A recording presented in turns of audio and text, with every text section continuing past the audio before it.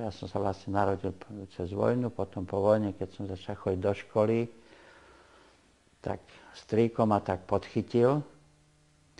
No a pretože bola jediná škola vtedy umelecká v tej Bratislave, no tak rodičia mi umožnili tam študovať, čo som za to im taký ako vďačný, že som mohol toto vlastne rozvinúť. Najprv hovorím na tej strednej škole, kde som študoval na rezbárstve a potom už automaticky to išlo ako na vysokú školu, kde som študoval relief, žijem medzi ľuďmi, vidím, akí sú ľudia, ako reagujú, aké majú predstavy, aké majú ideály, čo všetko tu sa robí dobre, čo sa tu robí zlé. No a z toho si ja vlastne tak snažím vybrať z tých takých skúseností životných, aj z tých ustavičných stretnutí, z konfrontácií s ľuďmi. Snažím sa vybrať si to, čo mi vyhovuje a našiel som si taký svoj svet, v ktorom to chcem akože tak ako si dať do hmoty. Celý život som venoval vlastne sochárskej robote, tomu remeslu. Robil som do kameňa, do dreva, kresly som maloval. Tá cesta za tým bola taká úplne prirodzená, že som mal možnosť vyštudovať a vlastne robím to celý život.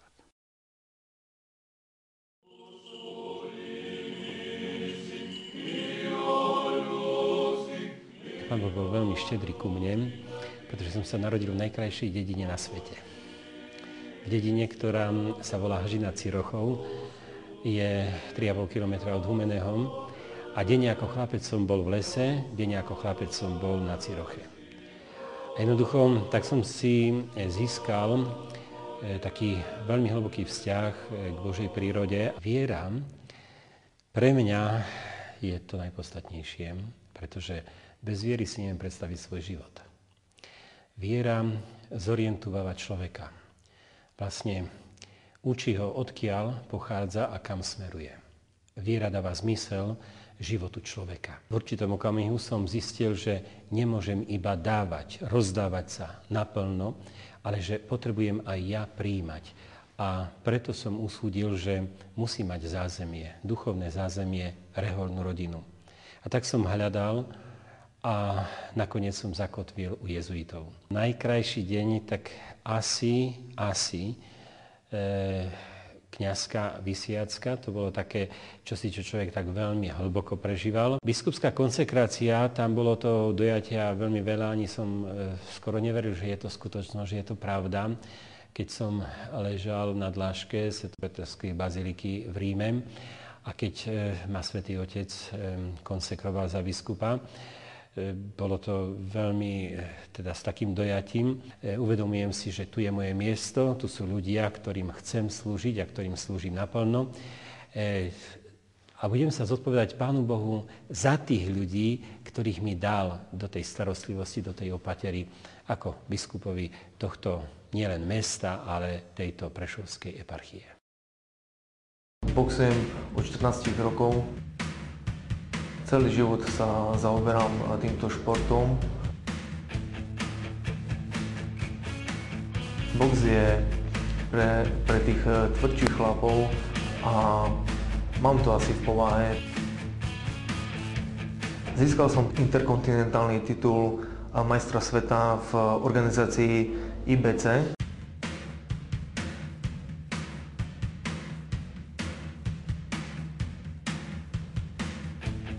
Prvé dojmy boli veľmi fantastické, lebo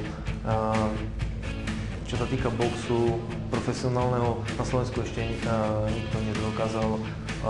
nedosiahol takýto výsledok. Dámy a páni, súperom v ringu mu nebude nikdy ako Fero Kasanič. V ringu ide všetko bokom, tam sa kamarátstvo nenosí. A čo sa týka tých úderov a tej bolesti v ringu, to človek necíti, lebo je pod vplyvom adrenalínu. Ja som veľký patriot a Preto stávam aj tuto na východe, priamo v Humennom a snažím sa ťahať aj tie gala večery, aj ten celkový box chcem pozdvihnúť na vysokú úroveň práve u nás v Prešovskom kraji a u nás v Humennom.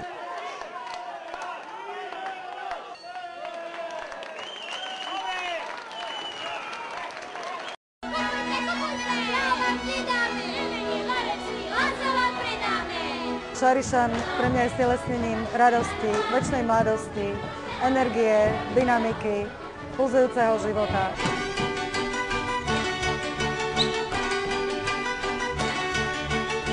Ak sa obklopíte schopnými, dobrými ľuďmi vo vedení a omladinou, ktorá vlastne chce tancovať a tú identitu Slovenska chce ďalej vyvážať. Myslím si, že toto je najlepší spôsob, ako prezentovať Slovensko.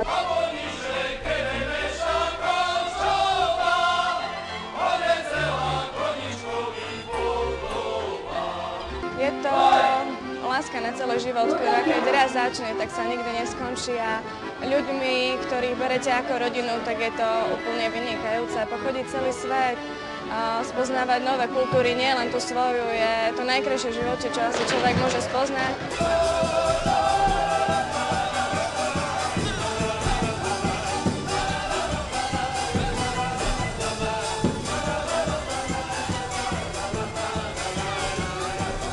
Svojou prácou na folklórnom poli Šarišan bol vždycky telesom, ktoré sa snažilo robiť trochu inač, ako to možno robia mnohí iní.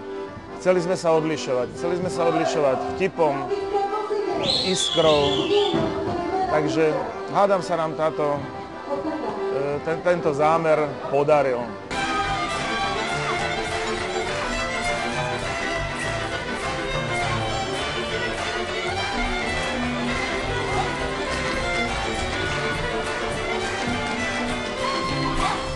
Diagnóza bezdomovca, človek chorý na lásku. On nevie lásku prijať a lásku dať. To je celá finta. Stal sa bezdomovcom, lebo bol naučený brať. Čo my ho tu učíme dávať? Táto budova je pre telesne postihnutých, to máme pre rôznych trpiacich. Táto budova je určená pre chlapcov. Táto budova je určená tu pre chlapcov. A tam máme matky s deťmi. Tu máme každé ráno sväté omše. Tu je celá komunita, 200 ľudí tu je ráno. Vždycky tu, odtáde, to je začiatok dňa, hej, to je, by som povedal, hlavný bod. Kolega, aké to máme zbožné, pozrite sa tu. To sú naši dievčatá, no a v pohode. Pozrite sa, aké skromné dievčatá, na kolena. Normálne si na kolena. Tu máme takú raritu jednu na Slovensku, štvorposchodovú maštal, hej, že vlastne, že to ani statik neveril, že by to mohlo byť, to sme tak postupne začali stavať. 4 poschodia z kameňa. Tuto máme vozičkovú dráhu, toto chceme prepojiť spolu s touto budovou, aby telesne postihnutí mohli ísť na skleníky raz hore a do záhrady. Lebo oni majú problém, hej, že keď napadne 10 cm snehu, tak vlastne oni sú ako keby v base. To sú ťažné kone. Tu je ťažné, potom máme jazdecké. Ťažné kone tak používame. Tu nám máme vlastnú pekáreň. Náš vždycky chlieb stal za rok viac jak 250 000. Teraz vlastne nám to vyjde zadarmo pri tých nákladoch. Domov nevytvárajú zlaté lustre alebo zlaté steny alebo peniaze, ale domov vytvára láska. To nie Marián Kufaja, ale to je celý tým ľudí ochotných a schopných sa obetovať. Ako biskup mám veľa činností a veľa povinností. Na prvom mieste mojou úlohou je viesť diecézu, čiže starať sa o kňazstvo, o farnosti, všetko, čo treba zariadiť. Samozrejme, nerobím to sám.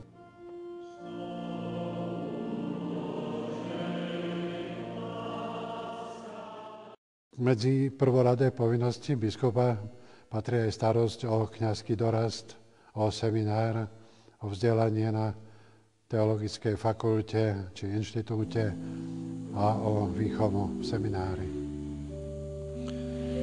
Sľubuješ mne a mojim nástupcom úctu a poslušnosť? Sľubujem.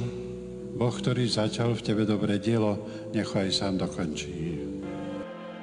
Úloha konferencie biskupov a jej predsedu je koordinačná, čiže aby sme spolu postupovali v pastorácii, v rôznych aktivitách, aby sme spolu zasa reprezentovali cirkev pred štátom aj pred svetom.